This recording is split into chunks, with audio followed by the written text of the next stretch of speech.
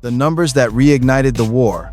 One album, one ugly number, and suddenly, one of hip-hop's longest-running rivalries was alive again.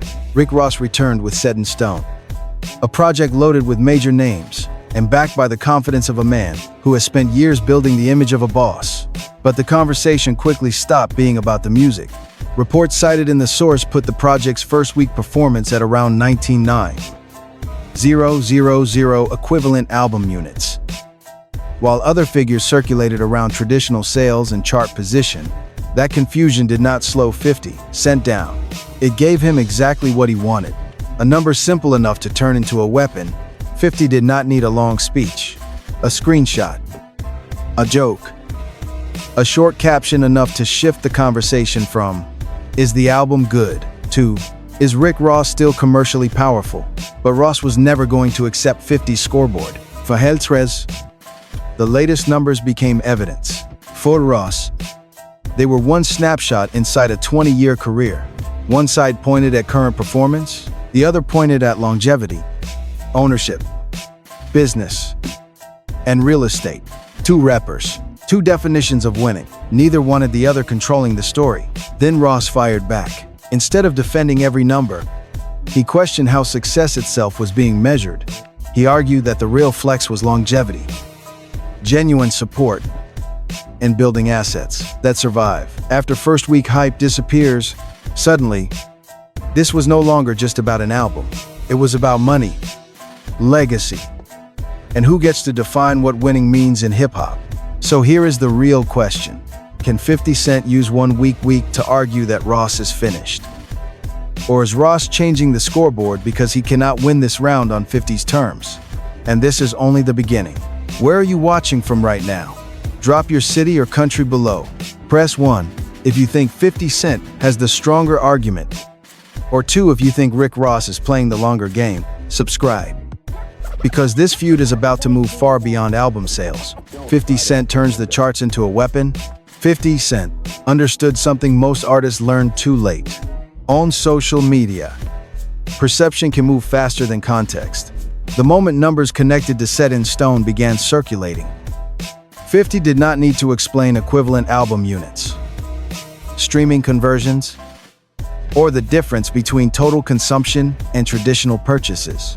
He focused on the smallest, most embarrassing-looking figure he could find and turned it into a headline. That is what makes 50 dangerous in a public feud. He does not always attack the entire career. He isolates one vulnerable moment, removes everything around it, and forces the internet to stare at that single weakness. When reports suggested that only a relatively small portion of Ross's total units came from traditional album purchases, 50 treated that figure like a verdict. But the numbers were more complicated than the joke suggested. The material surrounding Set in Stone referenced roughly 19,000 equivalent units in one account, while Ross later presented streaming data that he argued reflected stronger performance across the first 2 weeks. Even the reported chart position appeared differently in separate accounts. That uncertainty matters, because streaming-era success cannot always be reduced to one number without explaining what that number actually represents. 50 was not interested in giving Ross that breathing room. His strategy was psychological. Every meme, caption, screenshot, and joke pushed the same message. Maybe the giant boss image no longer matched the latest commercial reality. And once fans started repeating that message, the argument no longer belonged to either rapper, it belonged to the timeline. That is where 50 has always been comfortable. He can turn criticism into entertainment before the other person has time to build a defense. Ross could explain streaming. He could discuss longevity. He could point toward business. But every explanation risked looking defensive, because 50 had already framed the first question. Not, how did the album actually perform, but why are these numbers so low? And Ross knew that answering that question directly would mean fighting on 50 Cent's battlefield. So instead, he decided to move the entire battlefield somewhere else. Rick Ross changes the scoreboard. Rick Ross did not respond like an artist begging people to understand a disappointing week. He responded like a businessman, rejecting the measurement completely. Ross's argument was simple. If you have survived in hip-hop for roughly 2 decades, built a catalog, invested in property, developed businesses, and maintained cultural relevance. Why should one album cycle decide whether you are successful? That was the pivot. Instead of trying to beat 50 Cent in a first-week numbers argument, Ross expanded the definition of winning. He spoke about ownership. He spoke about real estate. He spoke about his catalog. He challenged the obsession with inflated streaming numbers and suggested that genuine influence should eventually translate into products, brands, businesses, and assets outside music. In other words, Ross was saying, stop looking at the scoreboard for one game and look at the entire franchise. It was a smart counter because it attacked the foundation of 50's argument. If success means only this week's chart position, Ross had a problem. If success means surviving 20 years while building wealth beyond music, Ross suddenly had a much stronger case, but there was also a risk. The moment Ross made wealth and assets central to his defense, every public flex became fair game. Every house, airplane, business deal, investment, and luxury purchase could now be examined as evidence, and 50 Cent noticed that immediately. Ross talked about playing the long game. He argued that the new flex was authenticity rather than artificially inflated attention. He suggested that real power meant being able to convert fame into businesses that lasted after the hype disappeared. That message resonated because it raised a legitimate question about modern celebrity culture. What is more valuable, a massive streaming week or an asset that earns money for years? But Ross did not stop at philosophy. He began pointing toward his properties as proof. That decision changed everything. Because once Ross placed a massive luxury home in the center of the argument, 50 no longer needed to debate streaming formulas or Billboard methodology. He had a new target, and this one was much easier for social media to understand. A mansion, a giant number attached to it, and one allegation that was about to make the feud even more personal. The $100 million mansion becomes the battlefield. Rick Ross wanted the property to symbolize victory. 50 Cent wanted it to symbolize a question mark. Ross publicly described an ultra-expensive property and used real estate as part of his larger argument that his financial position could not be measured by album sales alone. He discussed investing millions into property and presented that strategy as proof of a bigger philosophy. Successful artists should turn attention into assets. Then 50 Cent flipped the image. According to the material provided, 50 claimed that the property Ross was flexing was allegedly connected to a rental or Airbnb-style listing. The accusation instantly spread because the contrast was irresistible. Ross, this is proof of wealth. Woosher, then why can people supposedly rent it? But that is exactly where the facts need to remain separated from the trolling. The source material itself repeatedly notes that the Airbnb claim was not publicly confirmed by Rick Ross or Airbnb. That means it should be treated as 50 Cent's allegation, not proof that Ross was pretending to own something he did not own, or that his financial position was somehow fake. Still, facts do not always move as fast as jokes. On social media, the image was already powerful enough. A rapper standing beside what he described as an enormously valuable property suddenly had people asking who owned it, what it was worth, whether it was available for rent, and whether any alleged listing had a direct connection to Ross at all. Those are very different questions. And simply renting out an expensive property would not automatically mean financial trouble anyway. Wealthy owners monetize houses for events, production, vacations, and other commercial purposes all the time. But 50 was not trying to write a real estate report. He was attacking the symbol. Ross had presented the mansion as evidence that his success was bigger than music. 50 attacked that exact evidence and forced Ross's luxury image under a microscope. That is what made the shot so effective. It did not prove Ross was losing. It made people wonder whether the image was as simple as it appeared. And once the conversation turned toward luxury, another piece of Ross's public lifestyle suddenly became ammunition. When luxury becomes a trap, the problem with building a larger-than-life image is that people eventually expect you to live inside it every second. Rick Ross has spent years associating his brand with massive houses, expensive cars, private aviation, businesses, and the language of ownership. That image helped create the boss identity. Fans recognize immediately, but the same image creates a trap if someone known for private jets is seen on a commercial flight. Social media asks what went wrong.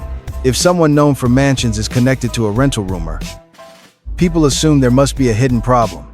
Normal financial decisions suddenly become public evidence. That happened when clips and commentary circulated around.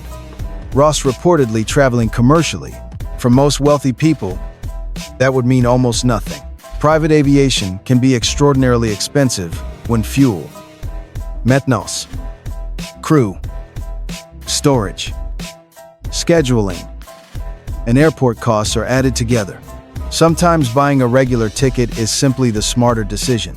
Ross had even discussed the larger idea that spending money just to prove wealth is not always good business. Yet the internet rarely rewards boring financial logic. It rewards contradiction. Private jet image versus commercial airport. $100 million house language versus a rental allegation. Boss talk versus weaker than expected album numbers. That is why 50 Cent did not need to prove Ross was broke. He only needed to find moments that looked inconsistent with the image Ross was selling. And there is an important difference between those two things. A wealthy person making a practical decision is not evidence of financial collapse. A property generating rental income is not automatically evidence of trouble. But celebrity feuds are rarely judged like balance sheets. They are judged through snapshots. Ross understood that, which is why he stopped letting 50 examine only his lifestyle and began examining 50 Cent's business image in return. If 50 wanted to ask whether Ross's empire was as strong as it looked, Ross was ready to ask exactly the same thing about 50. And his next target was not an album. It was a studio project in Louisiana. The Ross goes after 50's business empire. Once the feud moved beyond music, Rick Ross aimed directly at one of 50 Cent's most ambitious public ventures. His film and television plans connected to Shreveport, Louisiana. Ross questioned the development, mocked what he described as renderings and plans, and repeatedly challenged 50 over how the project was progressing. The strategy mirrored what 50 had just done to him. 50 looked at Ross's album numbers and asked whether the boss image still matched reality. Ross looked at 50's studio ambitions and asked whether the mogul image matched the finished results. But again, there is a major distinction between trolling and verified financial information. The source material includes accusations from Ross involving financing, loans, money, and the Shreveport project, while also warning that those statements should be understood as Ross's claims rather than established facts. That distinction makes the feud even more interesting. Neither man needs to prove the other one has failed before launching the attack. They only need to create uncertainty. Ross also mocked concept artwork associated with the project. Although concept renderings are exactly that, visual representations of what something could look like when completed. They are not evidence that a completed building already exists. But nuance was never the objective. Ross wanted the audience asking questions. What is finished? What is funded? What is delayed? What is real? Suddenly, 50 Cent, who had spent days forcing Ross to explain numbers and property, now had his own business plans being dissected by strangers online. That is the cycle these two have perfected. Attack the music, and the other man talks business. Attack the business, and the other man talks ownership. Attack ownership, and somebody brings up contracts. Attack contracts, and suddenly, old associates, sneakers, masters, Eminem, Tupac, and 20 years of history are flying into the conversation. By this point, Set in Stone was almost becoming background noise. The feud had mutated again, and what happened next showed exactly why a Rick Ross, 50 Cent argument can never stay on one subject for long. Sneakers, masters, Eminem and Tupac. At this stage, the beef stopped looking like an argument and started looking like an entire universe. Rick Ross mocked the G-Unit sneaker conversation, joking about where the shoes might end up, and even pulling Lloyd Banks into the joke. He challenged 50's business success outside entertainment and questioned why someone with enormous fame should not be able to move products with the same force. Then the subject shifted again. Masters, ownership, contracts. Ross questioned 50 about ownership of his music and used that argument to reinforce his favorite theme. Being a boss should mean controlling assets, not simply having fame. And then came one of the strangest turns. 50 Cent discussed music involving Eminem and previously unreleased material connected to Tupac, explaining in the source that the Tupac contribution was not being presented as newly generated AI vocals, but as material delivered through the estate for a project connected to a film, Ross immediately had another target for jokes. That sequence shows how this feud actually operates. There is no single battlefield. A weak album number becomes a business argument. A business argument becomes a sneaker joke. A sneaker joke becomes a conversation about masters. Masters become Eminem. Eminem becomes Tupac. Every new subject gives both men another opportunity to control attention. And that might be the most important point. Neither Rick Ross nor 50 Cent needs the audience to agree with every argument. They need the audience watching. 50's style is usually compressed. A brutal caption. A meme. A screenshot. Something easy to repost. Ross often responds with longer videos, larger philosophical claims, business talk, luxury flexing, and direct challenges. Different methods, same goal. Own the conversation. That is why even absurd side topics matter. Each one extends the life of the feud and gives fans another reason to pick a side. But underneath all the trolling was something much older. These men did not suddenly become rivals because of Set in Stone. The album simply opened the door to a conflict that had never completely disappeared. This was never really about one album. To understand why every joke between Rick Ross and 50 Cent feels bigger than it should, you have to understand the history. Their rivalry stretches back many years. Long before today's short-form clips and algorithm-driven celebrity drama, over time, they have challenged each other's music, finance, businesses, associates, public image, and credibility. The subjects change. The pattern does not. One man says something, the other responds. Fans divide into camps. Old interviews reappear. Screenshots spread. Then the original argument gets buried underneath 3 or 4 new arguments before anybody can remember how it started. That history gives every new jab extra weight. When 50 attacks Ross's latest numbers, fans are not hearing only a comment about one album. They hear years of rivalry behind it. When Ross questions 50's business projects, people connect it to every previous debate about who became the bigger mogul. And because both men have survived far beyond the period when their beef first became famous, the rivalry now has a completely different meaning. They are no longer young rappers fighting over who controls the next summer. They are established businessmen fighting over legacy. That changes the stakes. A career cannot realistically be erased by one disappointing release. At the same time, past greatness does not automatically guarantee current commercial dominance. Both ideas can be true. That is exactly why Set in Stone became such useful ammunition. It gave 50 a recent measurable event he could use against Ross's much larger historical image. And Ross responded by refusing to let the present erase the past. That creates a fascinating contradiction. 50 wants the audience to ask, "What are you doing right now?" Ross wants the audience to ask, "What have you built over 20 years?" Both questions matter. Neither one tells the entire story, and that is why the rivalry keeps surviving. There is no final scoreboard capable of settling it. Every time one man appears to win one category, the other simply introduces another category, which brings the entire feud to its real center. What does success actually mean when both men have already accomplished more than most artists ever will? Two different definitions of success. This is where the Rick Ross and 50 Cent argument becomes more interesting than the insults. They are not only competing, they are competing under different rules. 50 Cent's strongest weapon is the present moment. Current numbers, current headlines, current perception. If an album underperforms, he wants everybody looking at the chart immediately. If a venue appears empty in a clip, that becomes the image. If a business claim creates a contradiction, he turns that contradiction into entertainment before the other side can explain it. That strategy works because the internet rewards immediacy. Rick Ross uses a different clock. He talks about decades, property, catalog value, ownership, businesses, assets, surviving multiple generations of hip-hop. His argument is that real success cannot be measured by whether every project performs like the biggest release of your career. There is truth inside both positions. Current relevance matters. So does longevity. Commercial performance matters. So does what an artist builds, with the money and influence created during their peak. The mistake is pretending only one scoreboard exists. A rapper can have a weaker album cycle and still be extremely successful. A legendary catalog can coexist with declining current sales. A person can own expensive assets and still make ordinary financial decisions. A viral insult can be devastating without proving the underlying allegation. That complexity disappears once a feud becomes entertainment, and both Ross and 50 know it. They understand that most fans will not read financial statements. Inspect property records, study streaming formulas, or analyze development contracts.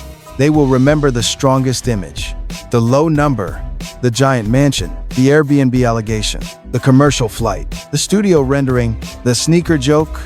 That is the real commodity being traded here. Not albums, not houses, attention. And whoever controls the simplest version of the story usually controls the conversation. For a moment, that looked like 50 Cent. But Ross's refusal to accept 50's definition of success kept the debate alive. So by the time the feud reached its latest round, there was no longer one obvious question about who sold more. There was a much harder question. Who actually has the power to make the audience believe their version of reality? Who really controls the narrative? After all the screenshots, numbers, mansions, business claims, sneaker jokes, streaming debates, and old rivalries dragged back into the spotlight. The biggest lesson is not that Rick Ross won or that 50 Cent won. It is that both men understand narrative power. 50 Cent's strategy is speed. He sees a vulnerable number and turns it into a joke before context catches up. He understands that a simple message travels farther than a complicated explanation. Una digital feud. That is an enormous advantage. Rick Ross's strategy is expansion. When one measurement makes him look weak, he widens the frame. He moves from first week sales to longevity, from charts to assets, from music to businesses, and from one project to an entire career. Strategically, both approaches work because they speak to different audiences. But there is also a lesson for younger artists watching this. Do not build your entire identity around a number you cannot control. Charts change, algorithms change, public opinion changes overnight. At the same time, do not assume wealth, followers, or luxury automatically prove every argument you make. The bigger the image becomes, the harder people will search for contradictions. Ownership matters, saving matters, investing matters, protecting your reputation matters, and knowing when a rivalry is creating value versus simply feeding ego matters even more. Competition has always been part of hip-hop. It can sharpen artists, create unforgettable moments, and push people to build bigger careers. But the healthiest version of competition does not require destroying another person's humanity. You can disagree without turning every rumor into a fact. You can compete without celebrating someone else's failure. And you can build a legacy without needing another person to lose before your success feels real. That may be the biggest difference between temporary attention and lasting power. Because once the memes disappear and the numbers change again, both Rick Ross and 50 Cent will still be judged by what they actually built. Not just what went viral during 1 week of beef. Now it is your turn. If you think 50 Cent made the stronger case, come on, If you think Rick Ross' long game argument is stronger, come on, dude. Tell us what city or country you are watching from, and explain why you picked your side. If you enjoyed this breakdown, hit the like button. Share the video with another hip-hop fan. Subscribe to the channel, and turn on notifications so you do not miss the next story. Because in hip-hop, the loudest battle is not always about who has the most money or the biggest numbers. Sometimes it is about who gets to write the story everyone remembers.